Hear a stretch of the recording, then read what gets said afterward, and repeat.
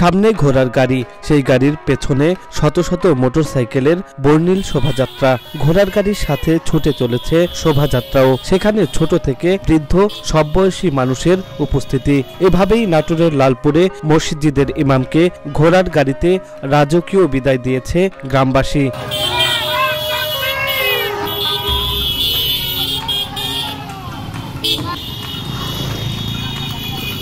শুক্রবার উপজেলার চংধুপৈল ইউনিয়নের গোসাইপুর মিল্কিপাড়া কেন্দ্রীয় জামে মসজিদের পেশ ইমাম জিল্লুর রহমানকে এমন রাজকীয় বিদায় দেওয়া হয়। ইমামের বিদায়ে এলাকা জুড়ে আবেগঘন পরিবেশ সৃষ্টি হয়।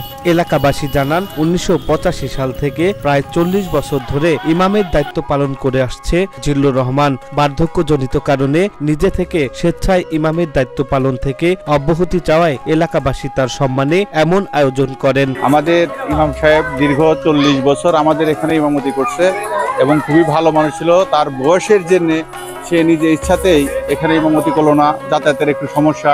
40 বছর আমাদের মসজিদের 2 মহল্লার গোসাইপুর মিল্কিপাড়া মসজিদের ইমামতি করলো। আমার বাপেরও নামাজ পড়াইছে, আমাদেরও পড়াচ্ছে, আমার ছেলেরও পড়াচ্ছে। 3 পুরুষ ধরে আমাদের নামাজ পড়াচ্ছে। যেমন আমার আব্বারা নামাজ পড়ছে, আমরা পড়ছি এবং আমাদের সন্তানেরাও নামাজ পড়ছে। তিনি প্রকৃত ইসলামের একজন যে খাদেম, এই হিসাবেই সে বক্তব্য দিত। ইসলামের বাইরে কোনো কথা তিনি বলতেন না।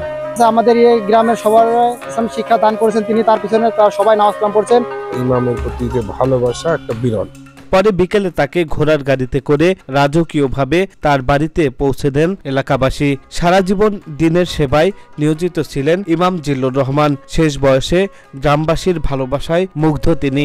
আজকে আমি সবার জন্য দোয়া করি, খাস করে আল্লাহ সবাইকে আপনার সহি সালামতে রাখুন। আর আমি যদি ওনাদের কাছে ভুল ত্রুটি করে থাকে তাহলে আমাকে যেন নিজ গুণে ক্ষমা করবেন। আমার আব্বাকে বাড়ি পৌঁছাই দিচ্ছে। এটা বিষয় হচ্ছে কতজনের ভাগ্যে এরকম, কিন্তু অনেকের ভাগ্যে এটা পাওয়া যায় না। এটা আমাদের কাছে অনেক বড় এবং বড় পাওয়া।